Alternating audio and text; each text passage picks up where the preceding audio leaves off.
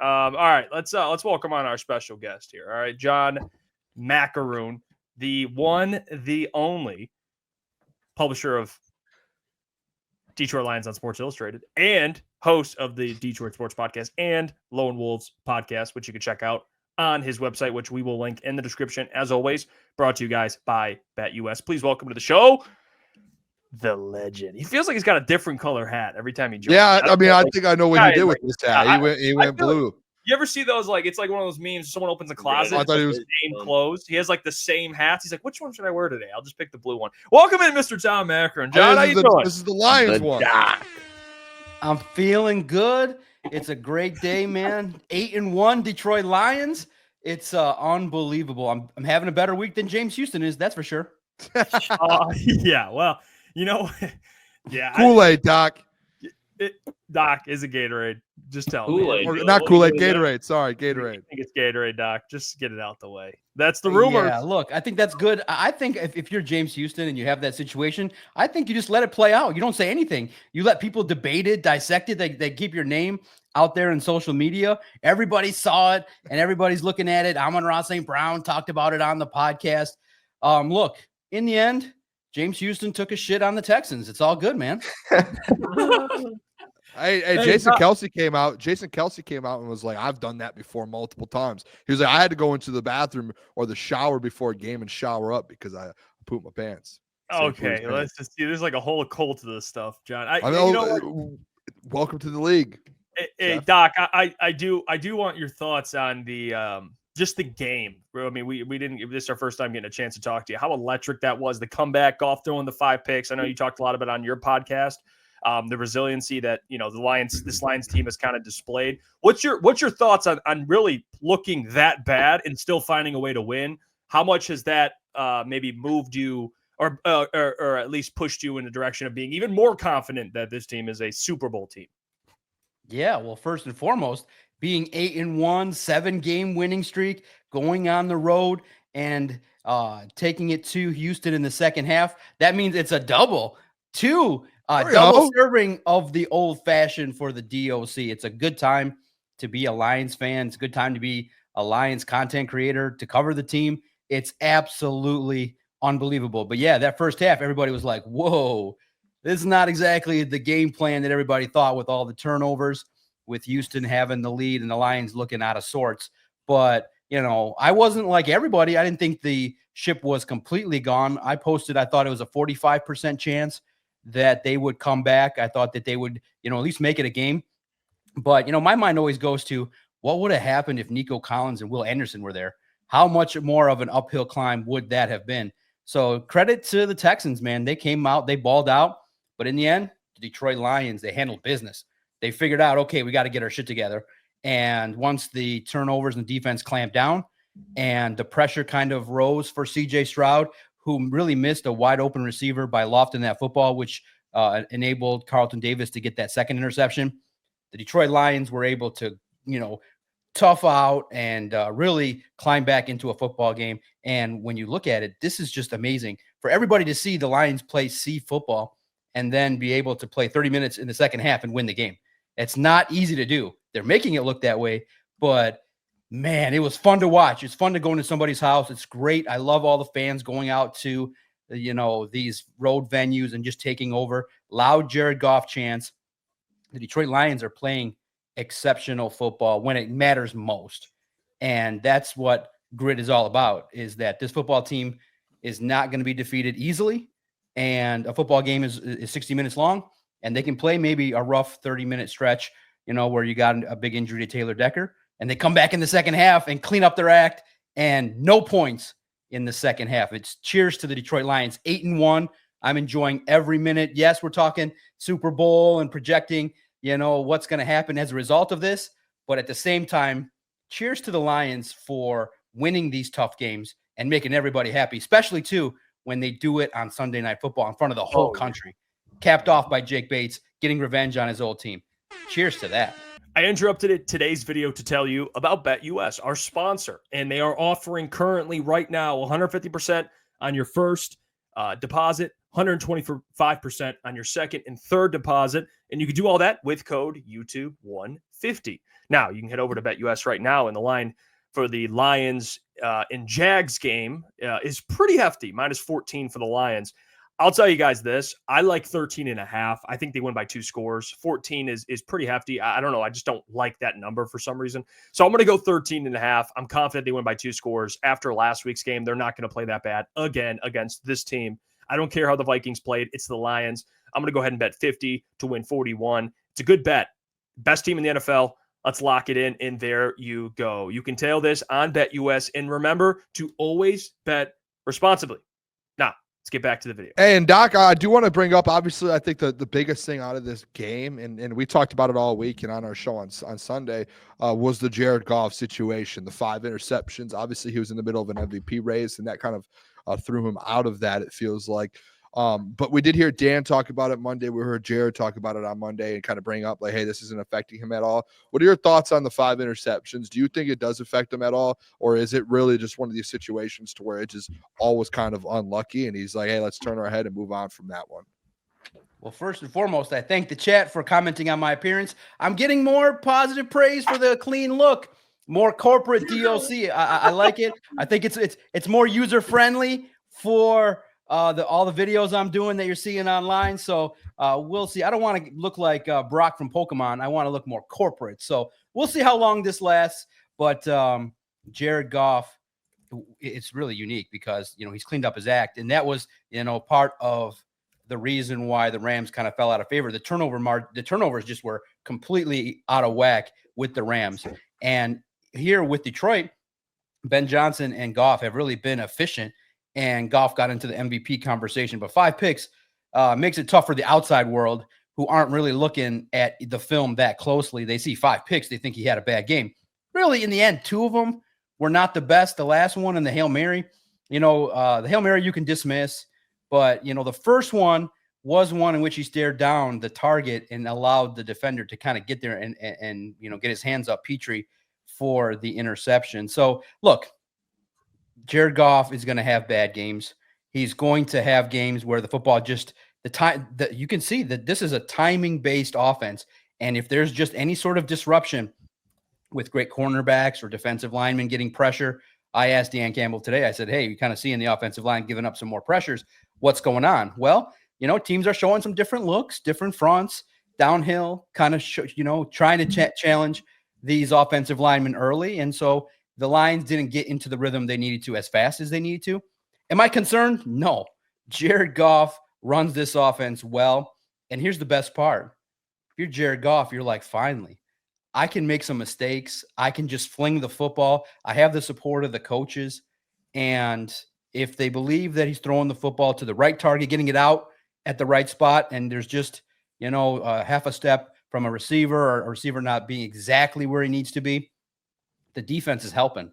And the great part about having a great team is the defense can pick up the slack if Jared Goff has an off day. Am I concerned? No. Do I think he's out of the MVP race? He is right now. But I do think that there's a long way to go, a whole half to showcase what he's about against some good teams.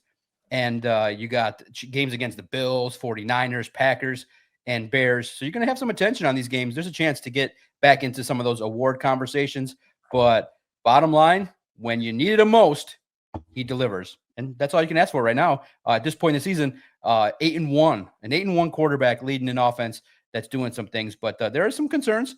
I do think teams will pick up a little bit what the Texans did to bring the pressure. But how many teams can sustain that for 60 minutes? Not many can. Because here's the thing, too. The Lions' offensive line will eventually wear you down so that you're not bringing the pressure with the same ferocity in the second half as you do in the first half. So weather the storm early, and the Lions did that. And Doc, you kind of just talked about that defense. It seems like after last week, specifically in that second half, AG's been a guy whose head coaching stock has been going up and up and up. But after that performance on Sunday night, it seems like it's really just boosted and they've kind of grown exponentially. What do you think the odds are that AG is out of Detroit by the end, or I should say the start of next season? Yeah, well, the byproduct of winning is that people want your coaches. It's just the way it is. And winning draws attention. So if the Lions win the Super Bowl, it's almost all but guaranteed Johnson and Glenn are gone. Okay, but maybe down the road here, I'm going to forecast maybe a new threesome here that will entice everybody. And when I say it out loud, it makes me smile. But first and foremost, credit to AG. Everybody, myself included, looked at his defense the first couple of years and said, whoa, this doesn't mesh with what we like. We like, we don't want to give up that many yards and points and not playing press man coverage. But unfortunately, he didn't have the talent. And also, too, he grew. He got better. So it's not like there were some things he was doing that weren't great. The adjustments that he was not making in the second half of these games were clear. He got better as a coordinator over the last 2 years as he studied, as he also got better players to play press man. And obviously getting Brian Branch and Kirby Joseph playing together is legit an amazing thing to watch. So credit to AG. I do think that Aaron Glenn is going to be a head coach. And I heard you guys' talk earlier, and they're all true. You guys brought up great points. Even Booner brought up good points too. So I listen. What's that mean, Doc? There you go, Boom. Listen. What does that mean? You don't think I usually don't bring up? I got things to say, Booner. That was funny. I want to talk about some things you were doing there after the game too. That was really utterly hilarious. That I took notes on. But I think everything you guys said was accurate. Everything you guys said was accurate. You need a good OC. You need to have a good GM. But if you're the ultimate competitor, yeah, maybe the Saints, Jets. But if you're AG, you want to compete. Let's just say, and we're going to discuss all of this with the notion that the Lions win the Super Bowl. Detroit, NFC North, fans galore, passionate, historic, in terms of, Lions being around since the 50s and before that. And I know that it was futility in terms of winning, but there's an organization in the NFC North that also has that kind of cachet and has respect. I feel like AG is a Bear. To me, I think that if you're the Chicago Bears and you're gridiron and you're nasty and you got that defense, if you can convince AG to bring, and you can fire Ryan Poles and you say to AG, hey, who from the Lions front office, maybe a Ray Agnew or another administrator, who can you bring here? Bring your guys, run this ship. You could see him bring in Calvin Shepard as the DC. Maybe he goes to college. Maybe he takes some people from the Lions as well.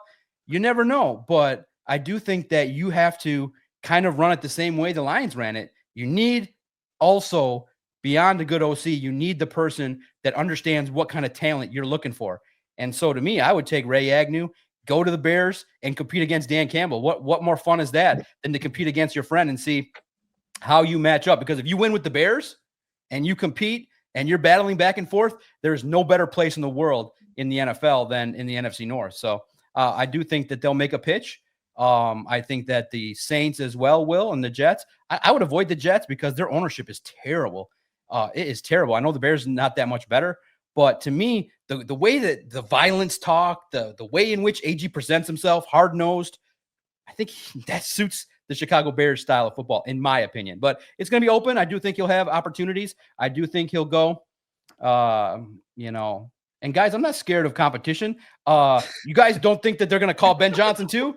They're clearly, the Bears are going to probably look to the Lions and that's just the utmost respect. Now, do they do that? Let's see. Let's see if Glenn goes to the Saints where there's a tie. But if you're a competitor, if you're Aaron Glenn, I like to compete. Let's go. Dan's one of the best. I want to compete against my friends and see how it goes. But AG, man, it's going to be fun. But you guys were all right. You need to have a good OC. Look at what happened. You guys were talking about, defensive coaches and things like that. Well, look, the guy with the number 2 seed, Dan Quinn, well-respected, went out and got a well-respected offensive coordinator and Cliff Kingsbury, a young quarterback that's mobile. Boom, they're the number 2 seed. Tough loss to the Steelers, but I like what the Commanders are doing at the highest level. So there's room for defense still in the NFL, but you're absolutely right. The pathway's tougher with the rules, but I see AG having an opportunity for success. Similarly, if you get the support in 3 years, I think you'll have success where he goes. Dan Quinn, friend of the show. Just saying. And Doc, we seen Za'Darius coaching up the D-line this past Sunday. He's set to make his debut in the Den this Sunday. Just your expectations for him and how can he elevate this defensive line against the Jags, who've really had a struggling offensive line, struggling offense in general. Just expectations for Za'Darius come Sunday. Yeah, no, I'm excited for it. I think everybody's looking forward to seeing what Za'Darius Smith, and probably how the defensive line is going to look in regards to Ali McNeil, DJ Reader playing with them, and how that front's going to look and perform. And I do think that you guys brought it up. It's a great point. Success against the Jaguars. What a great way to debut against Mac Jones. I think he'll get 1 or 2 sacks, a lot of pressures. But I do think that the defensive line will perform at a very good clip, and it's going to be a great opportunity. It's going to be a great opportunity for this player to get into the fold. And look, man, how great was it if everybody saw him be able to coach on the sideline a little bit, be excited to be here. So I expect big things in regards to how the defensive line can improve with him in it. But in terms of his personal numbers, let's see, let's see how the time off helped him. And I'm excited to see what he can bring, especially when you look at Aaron Glenn too, and the way he's bringing blitzes and pressures, and the way it kind of got a little bit better in the second half against Stroud. That was encouraging. So I'm probably like you guys, 1 sack, 2-3 pressures, and get into the flow, be impactful, and like Dan Campbell said, push the pocket. Hey Doc, can we get an injury update? I know we read some of the articles. You put out, and a lot of the media kind of talking about it on Twitter. But Iffy, he had a full practice. Emmanuel Mosley full practice. Laporta did not practice. What do you think of some of the guys that are kind of on the line here, like Iffy, Emmanuel Mosley, Taylor Decker, and the potential they might be ready to go this weekend? Yeah, no, I don't think Iffy or Emmanuel Mosley will play this week. I do think that the Lions want to see them continue to progress. I've been trying to talk to Iffy, and he's serious, not really so much all about the media, but we'll see if he does talk to me. Emmanuel Mosley was a little bit better. I'm glad, Jeff, you checked out the interview. Very kind, and somebody that's been battling adversity. It'd be interesting to see if he gets in the mix. I do think he'll be a great reserve. Maybe play nickel in certain spots and play, behind Tyrion Arnold and Carlton Davis when they need to spell. So I do think that his pathway maybe is a little bit further than Iffy's, but we'll see. And they got a week left to decide. Taylor Decker spoke to the media today. It was great interview that he gave. Felt guilty about missing the game, but like everybody else, was watching Jake Bates, confident that he would make it. But he had to be quiet because his wife was in bed sleeping, and her reaction is great. She wakes up, and he's like, yeah, we won. And she's like, okay, and went back to sleep. So it was great. I was kind of hoping that when I asked him, I had asked Taylor Decker, like, knowing Jake Bates, were you nervous? Like, what happened? Were you like swaying like everybody with the football? And he's like, no, they have confidence in Jake Bates' big leg. And for him to get back out there, you could see just how much it impacted him to miss the game. So I expect Taylor Decker to be back. It's going to be interesting with Rodrigo. It's still early in the week now. We'll know more tomorrow on Thursday when they come out for the first practice. Wednesday, Dan Campbell's been doing some body maintenance for these guys, giving them Wednesday walkthroughs, which kind of, I think, has helped them recover now with the consecutive games. So the Detroit Lions are doing their thing to try to get as healthy as possible. But man, the question kind of has been brought up online. I don't know if you guys are seeing the debates. You're playing the Jags, you're playing the Colts. Do you really got to rush back these guys? Let them be fully healthy. I mean, you probably don't even need Taylor Decker this week because of how bad the Jaguars are. They could play their best game and probably still not get within 10 points. So it's going to be interesting to see the snap counts from this game. But I do think that the healthy players are going to go. And good luck to the Jaguars because they're in for a long afternoon. Yeah, and Doc, how are we feeling too? Last week, obviously, Carlton Davis had the 2 interceptions. What's the confidence level with him? Obviously, you trade for him. He's on the final year of his deal. Do you think like he's starting to kind of come into form as this, obviously the corner one here? Is this kind of going to turn into something long-term here in Detroit where they're going to want to keep him here after kind of the performance? It seems like Dan, honestly, the post game and everything, Dan loves him. And then at least that's the sense that I get. What is the sense that you're getting out of the locker room and the coaching staff of Carlton Davis? Yeah, real fast, just to address something about one of the commenters talking about Max Crosby. I don't think I flip-flopped. I gave you the facts. He wanted to come here, but it was going to take the world. It was pretty clear. Brad Holmes made the call. That was reported, but I reported that 3 weeks before it was officially reported. I reported it. Brad knew what it was going to take. So I don't think I said it's going to happen. I think that I said there was interest. Would I have done it? I would have did it. I would have done it. I would have given up 3 first-rounders and make it a guarantee. But, the Lions, their strategy too is also fine. But I'm all about going after it, taking the gamble. I'm one before I die. I don't care about sustained success. I don't care about those picks. I just want to up the odds that when they play the Chiefs and the Ravens, that they win it. And I'm getting closer to believing it, but I'm still at this point believing they make the Super Bowl, but battle in a tough game against the AFC opponents. We'll see how they look down the road, but I would have loved a big splash. It's fun, man. Why would you not, as a fan, say make a splash? So I think factually, accurately, we reported it as it was. And SI reported it all along the way too. From the moment the trade talks happened till it officially happened. So it's fun. The trade talks are the best time of year, and no doubt. It's the best time of year for us. And I thought the reporting was fair, and you can disagree with my opinion all you want, but there's no flip flopping. I wanted Crosby. It was the long shot, but the conversations were had, and it's just the house is not something the Lions want to give up. So it's one of those deals. You look at this football team and the way they're going, man, it's just positive all the way around. And what was the question? One more time, because now this is hitting me. I am drinking, and this is feeling good. What were we talking about? Carlton Davis. Carlton Davis. Yeah. Thoughts Okay. on Carlton Davis situation. Carlton Davis. Great game by Carlton Davis. 2 picks. And look, that's what I love about this team as well. You get Jake Bates with the game winner against the team that cut him, and he's dancing all around, running around the field again on the field of the team that cut him. And if you guys saw Nolan Bianchi, great reporter, saw the photo of the Texans having a photo of a touchdown against Carlton. And so he wants to go back to NRG Stadium and avenge a bad performance that he had when he was with the Bucs, where he felt like it was his worst game as a pro. And he comes back and he gets 2 interceptions. It's just story after story like that of redemption, and the Lions needed it.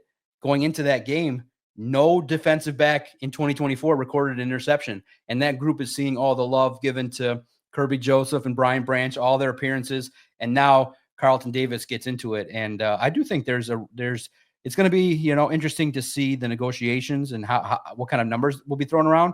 But I do think that he's earned a spot up until this point to be part of this. He's gritty. I think that he does what AG wants. Can play press man, can do a bunch of different things. A good vet for Tyrion Arnold, and somebody that for the game against the Houston Texans came up huge. That second interception, if the Texans get that touchdown, it would have been an uphill climb to get that victory. So credit to him. And at the same token, man, getting redemption against the Texans, a team that kind of rubbed it in. Good for him. He deserves some credit too. Now, the next one is Tyrion Arnold's got to get into the mix too. Hopefully, I think the next 2 weeks might be some stat padding time for the Lions defense. Love to hear it, Doc. And somebody else on that defense that stepped up, and he continues to kind of shine. And it's not that we didn't expect him to, but there's definitely some questions around him going into the season. That's Josh Paschal. I think last week he had probably the best performance of his career. Kind of what Booner was saying about Carlton. What do you make of Josh's recent success in the stretch that we've seen? Obviously, he's been hurt, but coming back from this injury, he's looked really good. Why do you think he has been playing at this level that he has been compared to seasons prior? Yeah, I like his game. Again, he's got to be available, and unfortunately, that little setback with the non-cancerous cells on his shoulder, thankfully removed, all good, all healthy. But you're always concerned when you find abnormalities on your body. But thankfully, he's back. Here's what he's developing, and he's a true leader. I do think that they want him to be more consistent in the pass rush, physical, can set the edge, go up against the run. The issue with the defensive lineman is just consistency. There's times where, fundamentally you got to be consistent. And if it gets out of whack, you don't set the edge. And then there's a play to the edge.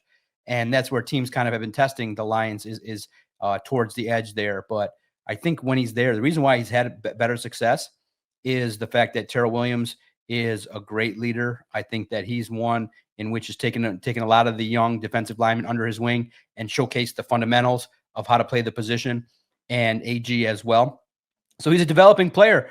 And he's shown flashes. That's the thing that's tough, is that we want the whole kit and caboodle. Aiden Hutchinson was a finished product and was now the top of the heap. Josh is still developing in the system and is inconsistent and has been dealing with some injuries here and there. But when he's healthy, when he's ready to go, and he's motivated now, another fellow Kentucky player there too in the locker room with Za'Darius Smith, I do think that there's an opportunity for this guy to take off and do some things, along with Levi Onwuzurike. So I just think that, with these guys, that you got to maximize your talent, stay fundamentally sound. And I think with the Lions, they're just looking for the players to when they start to hit that growth to consistently do the job. And it's just a tough position to play the edge and play all over. And that's one of the challenges for the young guys, is that they want them playing all over the defensive line. It's not easy to do, but the talent's there. And I do think that he fits a certain role and can achieve a lot of good things with the Lions. Doc, the hero Jake Bates, we know he has a boot. We know he has a big leg, but are you kind of surprised at the way he's just showed up in every clutch moment for a position that we really, leading up to the season, had a bunch of question marks around and weren't sure if he was the guy? Has Jake Bates kind of surprised you thus far and really just being one of the more clutch players? Yeah, it's really crazy to see that story, because he's a soccer player, big leg. Basically, when I came on in the summer, I said, it's going to be great to see, can the Lions mold a kicker? And the answer is hell yes. They found the leg and they found the strength. And then through practice, through sheer will, through competition, and man, talent, Jake Bates, who appeared early in his career on the Lone Wolves podcast, was great. Good karma for him to talk to me and learn his story, learn the fact that he was cut and was thinking about doing other things, but also felt like he could compete and felt like he was a kicker. And what an opportunity. And guys, too, here's the other thing that Dan said openly that also needs to be credited, and what will make Ben Johnson and Aaron Glenn wonderful head coaches. Dan already ran through that scenario a couple times in practice. So to Jake, it's just another play. That's why Dan Campbell is just really good at what he does. Preparation. Thursday, outside, they ran it. And of course, the first play, when you need to play is Goff to Amon-Ra St. Brown. They get it to, Dan Campbell said, the plus 43. Okay? So what that means is, when Jake Bates set up for the practice kick in front of everybody, and Dan Campbell will do some things to try and get in his grill, to try and annoy him, to try and do things to distract him, he steps up and nails a 60-yarder. So if you're at the plus 43, snap to the 50, you kick it through, it's a 60-yarder. He did that in practice in front of everybody. Told Dan Campbell, we got it. We're good. So when you see Dan Campbell's reaction, he's got that kind of grin on his face. It's a little bit because, the ball was just nearing that upright, but that was already done.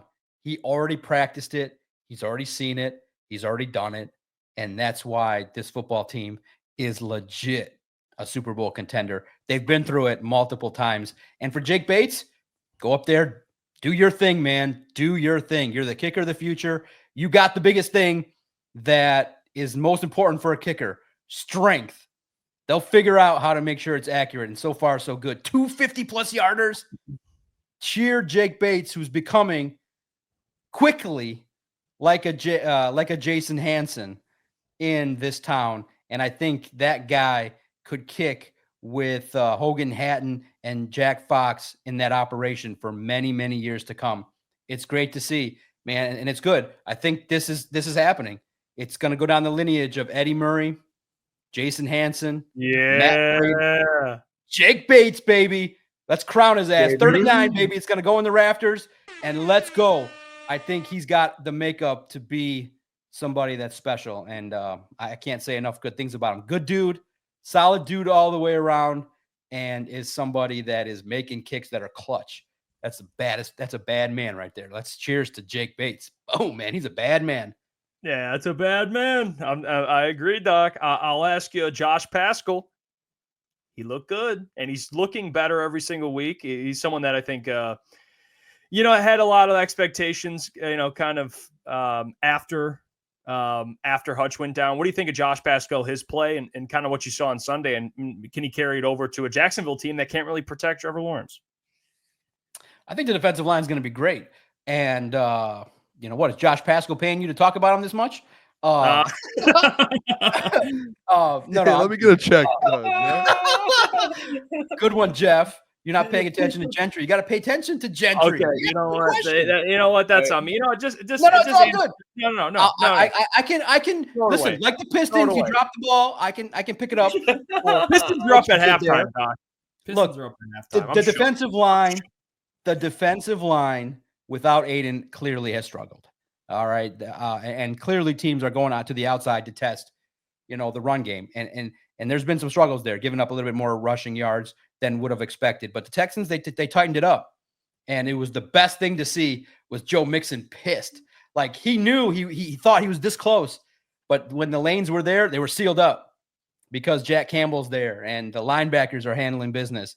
So I think that Josh Paschal is going to continue to grow, will benefit from this offensive line, from this defensive line growing together and having success. And against the Jaguars, my goodness, the Jaguars are coming in for, if you're Mac Jones, you should probably pull a hamstring on Thursday. 14-point favorites. Not to be there because they're coming for him, and he ain't that mobile. So he's going to be feeling the heat all day long from Paschal, from Aleem McNeil, who deserves a lot of credit, and from Za'Darius Smith. So it's going to be a fun time.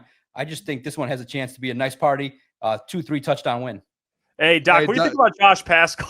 No, yeah, Doc. Hey, Doc. I want to. First of all, I have a question, not a question. You're a pro, Doc. I want to say that. I apologize for our teammates. I apologize, Doc. That won't happen again. I do want to ask you though. Me and you had a conversation a couple weeks ago, maybe an argument about the calm down narrative. I want to know where you're at with that? Like, can Lions fans finally calm down? You've tweeted at me a couple times about it, especially after on Sunday. I just want to know, hey, can Lions fans finally calm down? And when there's a Super Bowl coming to the city of Detroit, where are we at with that, Doc? Like, give me a meter here. Okay, good. Thanks for not asking me about Bates again. So that's good. That's a progress. You're welcome. Hey, I'm a pro, Doc. Yeah, at least Doc heard my question. Continue. Yeah, I listened to everyone's question. Well, first and foremost, now that there's new policies in place, maybe there'll be more police around Ford Field, so all the riffraff stop dropping their beer on the floor in front of Ford Field. I saw after the win a certain somebody slamming beers. Listen, I cleaned up. Great product on the floor, and watch your footing, bro. You almost face planted in front of the entire world. Good job. What does Dan Campbell teach the guys? He teaches them perseverance, and that's what happens. You slip, you get back up. You bite a kneecap, you keep going. That's what I did, Doc. I did clean up the beer cans, Doc, hey, I was told by the sponsor, let's slam the beers here. So there was no wasting of the beer. This is all very planned out as a Dan Campbell game the Booner path. That was the Dan Campbell up down. That's what he was doing before practice. Dan Campbell always up down. Booner outside Ford Field. He hit the real American beer up down. That's all it was, Doc. My first note was, where's the security? There's riffraff around Ford Field. But no, listen. I mean, they were out there. I got the best part of it. And listen, man, keep doing it. Do your thing. I'm just kidding. I absolutely love posting your reaction videos. Gets me hyped as I'm writing the 19th story of the day. I'm like, yes, Booner's still going. Kept me up till 3:00, and you guys were part of the reason why. So it happened again. What'd you ask me? No, fuck you, Boone. Fuck you, Boone. There you go. I asked you about Josh Paschal, Doc. Right. No, I asked you about I wanted to see where your meter was at with the calm down meter. Oh, calm down. Yeah. Okay, because I got distracted by one of the commenters said, Doc, come on. This dude's always getting drunk. Listen. The 30 seconds I talk about myself, I need to be celebrating. It's a great time to be me. Like I said, I'm blessed. It's a fun time. I cover the Detroit Lions, and people are dropping from the beat, and I'm going strong, and I'm going to be there until, like I said, my motto is until they throw me out, I'm doing that job. I purely love it. I'm never getting burnt out. I love the job to the highest degree. And I'm just enjoying life to the degree. There's not going to be too many people that are working 16-hour days, 7 days a week that are this happy. So I'm getting drunk all the time because I'm truly, truly happy. And no, the sports fans in Detroit were as loud as they ever were in that first half. You had calm down Mike Payton say, hey, guys, calm down about Jared Goff. Guess what? You guys aren't tweeting calm down enough. There's a certain segment of people that are still nervous about Jared Goff that said, does Jared Goff come back? The old Jared Goff come back in the postseason? Listen, the sports fan You can run and hide from X. You can go to Blue Sky. You can go to Threads. You can go to wherever you need to go to be in your safe space. But trust me, when the Lions were losing, there was a segment of the fans that were not happy and they were pissed. And it's still a 7-1 team at that point. So to me, I welcome, and my motto will always be, if you're pissed, be pissed. If you're a guy that says, I knew they were going to win, my honest answers are, I thought it was 45% that they'd come back. It wasn't 0. A lot of the reaction was like 10 to 20 at that time. So calm down again is still worthless. You can write it. And I think it's funny because everyone knows I'm right. You're not going to legislate the fans in regards to their reaction. If they lose to the Jaguars or the Colts, we all know really it's meaningless, but you will have a segment of the fans that will call radio stations, show up in this chat, that will say, I'm nervous. I'm a little bit nervous. SOL still creeping. And the best part of that's the best part about sports is it's emotional. There's certain spots in life where you do not need to be that way, but in sports, emotion is the best. And I like sitting with fans like Booner. Like if I would watch a game, I don't want to watch it with somebody that's just going to sit there and be like, it's all good. It's all good. I want to sit with somebody that's a little bit passionate and be like, what the fuck are they doing in that first half? Goff, what the hell? Oh, this is old. I want to be around some talkers and some emotion. If you're the calm down crowd, that's boring. And as a content creator, that's also like, if you're an account that does that, it's boring. You need some like, that's why I think part of my success has just been going into in games. It's a bipolar roller coaster. A good touchdown, I'm happy. An interception, I'm asking, are you guys nervous? And I think emotions in sports is the best thing ever. And Detroit has some great fans. It spans the gamut of everything. You got the calm down crowd. You got the super homers. You got the laid back people getting high that don't even know the Lions were playing.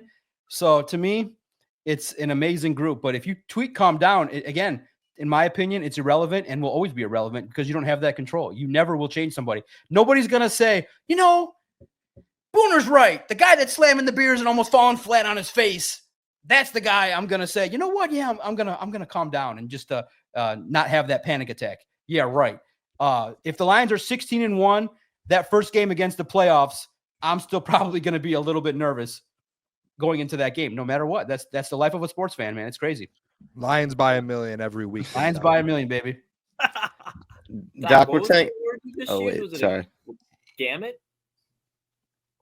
The gamut means the large range of emotions with Lions fans, from the happiest of the happiest to the ones that were off the bandwagon at halftime. He's in his vocab bag a little bit there. Yeah, I could be wrong. I'm not the best like English language, but spanning the gamut of emotions. Okay. Well, okay. Something that I think, like I said, I'm deep into this. I'm feeling good. Like I said, I feel good. Yeah, Doc. Something make sure you say your question twice here, Klotzy. Hey, no. No, This is a different question. I made sure, hey, boys, I'm locked in. I don't ask the same question twice now. Come on. But something that would expand the gamut of Detroit Lions fan, Doc, that spread moved to 14 this week. Jeff kind of mentioned it during when you answered the questions. I think the Lions cover. Got Parker Washington, Mac Jones, Tank Bisbee, Ezra Cleveland. I mean, that offense for Jacksonville is loaded right now, Doc. Do they? It's 13. Is it still 13 right now? The spread still Lions minus 13? It might be 14. It's 14 now. 14. Oh, my goodness. Look at that real fast, that comment about Tyler. There were some people that wanted Hooker in the game at that point. I actually thought Hooker. You calm down. No, look, it's going to be close in that area. Look, I'm not the best. If you guys check Lions on SI, I actually have a great relationship with the gentleman that runs. Used to be Play Michigan. There's a new name now for it, Drew Ellis. So he's great.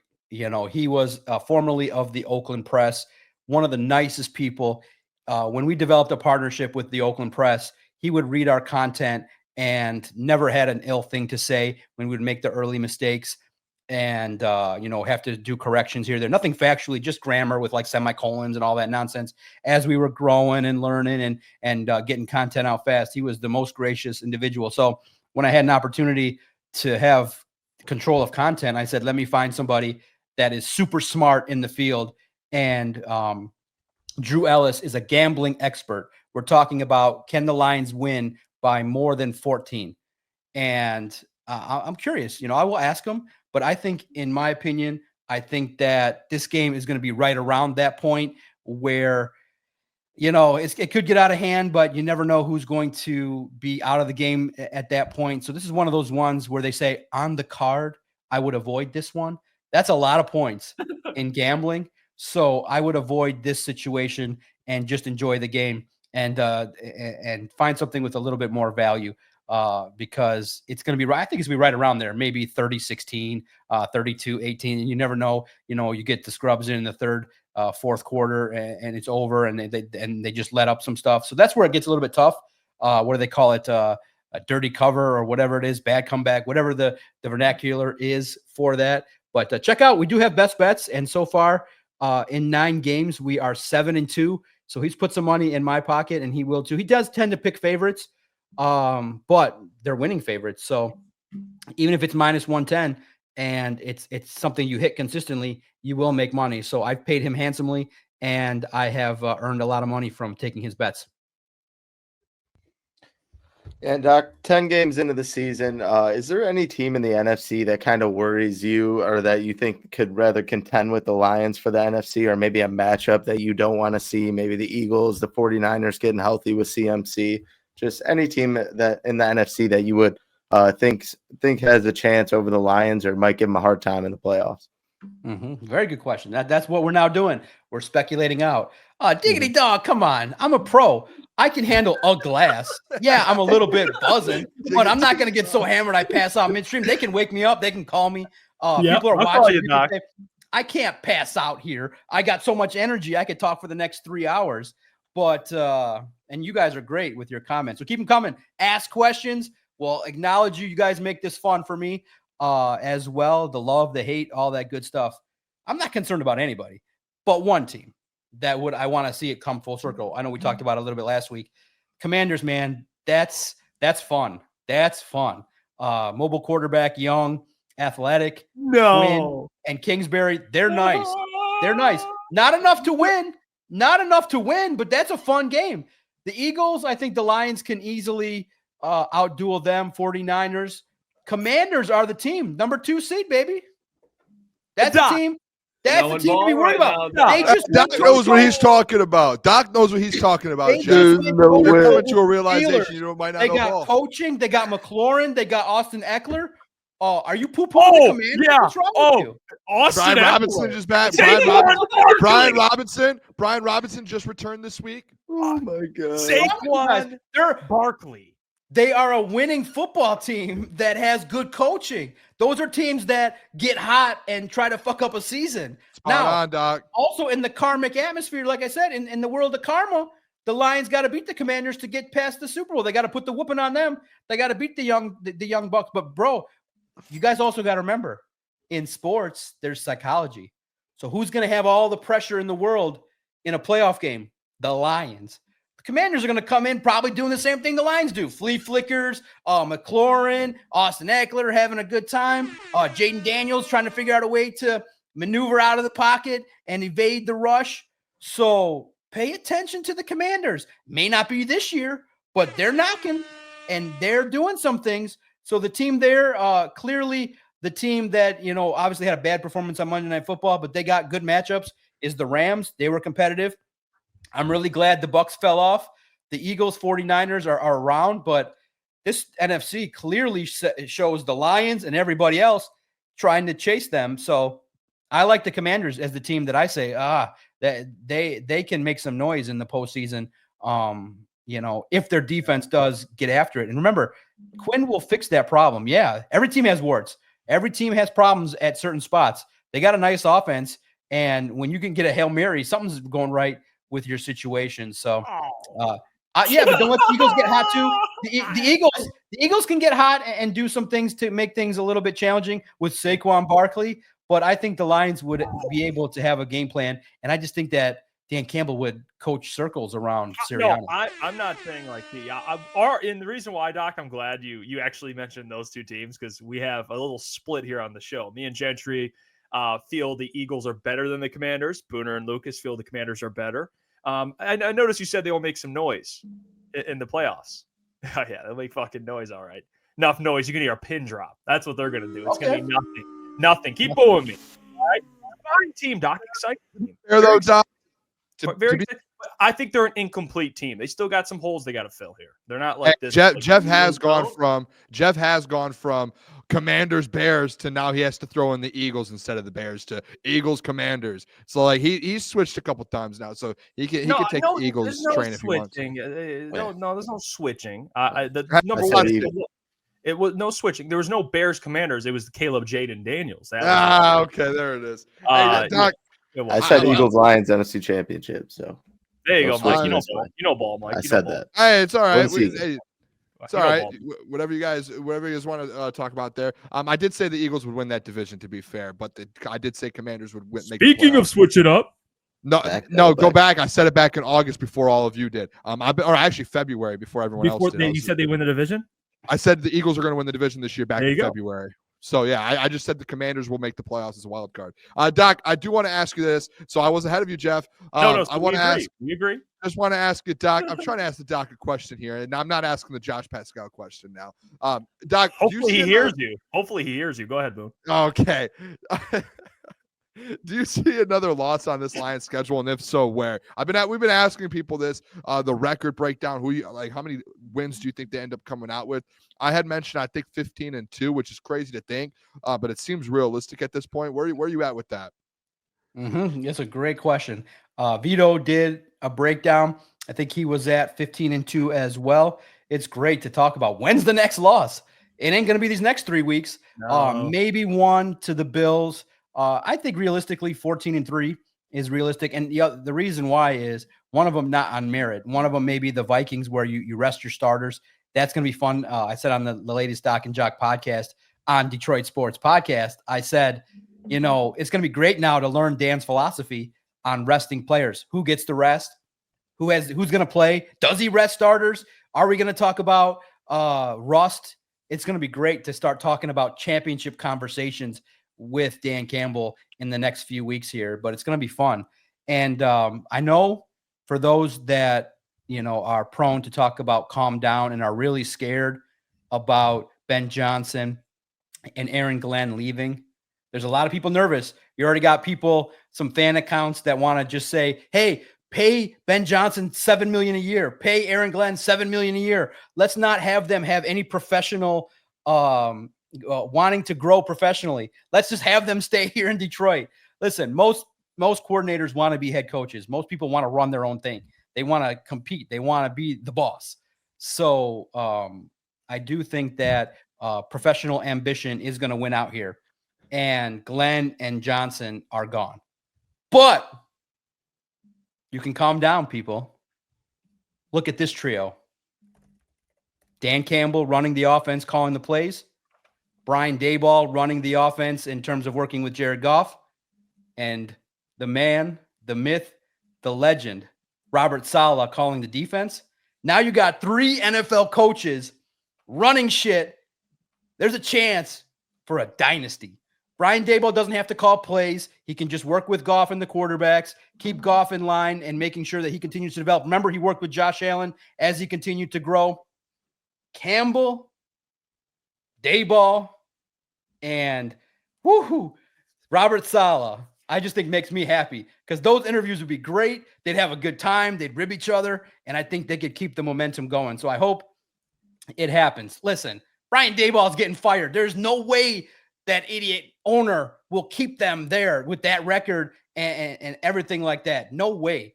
I think that it's under the radar with Daboll. Maybe he ends up staying there, but that's my scenario that says, hey, I don't have to worry if Johnson and Glenn leave at the same time. That's what I like.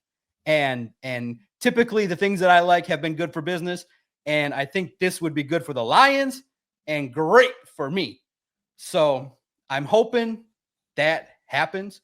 Listen, there's a legitimate chance outside the box This one, like I said, the realistic professional side of the doc will say 14-3, 15-2. But fuck it. Who's to say they don't go 16-1? They just don't say, you know what, fuck it, guys. Let's just fucking go and be the number 1 seed. We don't want to lose anymore for the rest of the year. They're like, fuck it. We're winning. This is fun. This is great. We can win every scenario possible. It's the most complete team. Dan Campbell can make mistakes. Literally, when you look at the cosmic universe forces out there, Aiden Hutchinson gets hurt, they still win. Brian Branch gets ejected, flips the bird, they still win. Jared Goff has 5 interceptions, they still win. Fuck it. Until they lose, they're not losing. The fan in me says, let's just go 16-1, 2 games in the playoffs, and the Super Bowl. Fuck it. The guy that's happy now with the drink in his hand, 19-1, baby. That's fun to me. And let's go kick some ass. And, let's keep taking these teams into the abyss and drowning them and winning these football games. 19-1. Who says no? Why not? Yeah, Doc's slappy, maybe. Doc, you got a little bit slappy now? What's going on, Doc? A little slappy now? 16 yeah, it's fueled by this delicious, man. This Elijah Craig, 4 ounces, old-fashioned, delicious. Yep. You want to know how I got this recipe? Yeah. Best thing ever. I go to Kansas City with the wife. We go to one of the bars that actually Travis Kelce and Taylor Swift frequent. We go there the night before the game. I took my wife to Kansas City. We're hanging out in the bar, and I start drinking these old fashions. I'm like, God damn, these are delicious. Fucking expensive, but these are delicious. So the bartender was super nice. She's like, y'all hanging out? You want to come to my tailgate? We're like, we just met you like 40 minutes ago. She's like, yeah, come to my tailgate. And she invited us, and my wife didn't end up going. She wanted to do other stuff. I ended up going to the tailgate, had a good time, became friends with a Chiefs fan, and her tailgate is literally right across from the stadium, like literally 5 steps and you're there. And she's had tailgates there forever, and she's a bartender. So I said, those old fashions were amazing. DM me the recipe. How did you make those? And she DM'd me the recipe, and I was like, oh my God, a little bit of maple syrup, a little bit of this, a little bit of dash, a little bit of this. I got all the ingredients, and for the last year and a half, I've been enjoying the single best, probably valued at $20 a glass, old fashions a couple times a week when I'm stressed out. So these are great. So they're great. They make you feel good. They make you say 19-1 and have a good time with it. And it's a great way to end a long ass day. Because you guys got to remember, I'm busy covering sports at the highest level in the NFL, but I also do a couple other things as well. So I'm a busy guy. I like being busy. And at the end of the night, 1 glass. That's it. It has my name on it too. The conceited guy. I am what? now in the phase. You got his name on it? I am in the phase of putting my name on stuff. So it's great. I put my name on stuff, and it's the best. 1 glass a night is all I need. Talking to you fellas, talking shit online, going on all the social media platforms. And then, at the end, I check the stats for the day's work. And my God, I was like, first of all, how the fuck are that many people looking at this face? Like, I'm putting my face out there even more. I'm like, how are the numbers doubling and tripling? I was like, and I want to credit AB, the legend that you guys know, you guys as well. I said to you guys, like, I was just a guy that wanted to be a behind the scenes guy.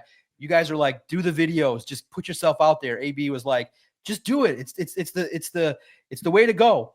And since I've been doing it, I can't explain it. And I think it's because it's good information. It's fun. It's realistic.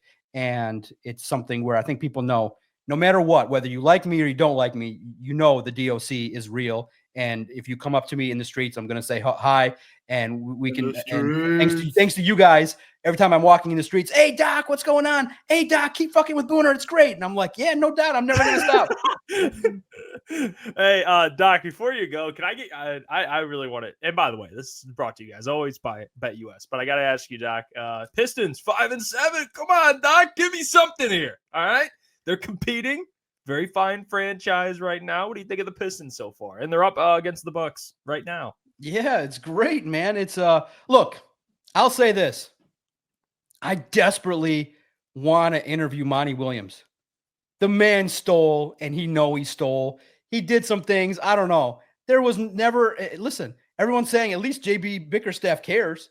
What did Monty Williams do to warrant the Pistons trying to bend over backwards for him? He literally didn't know that it was probably wise to play Jaden Ivey. This is a basketball mind. What was he doing? He was trying to get fired.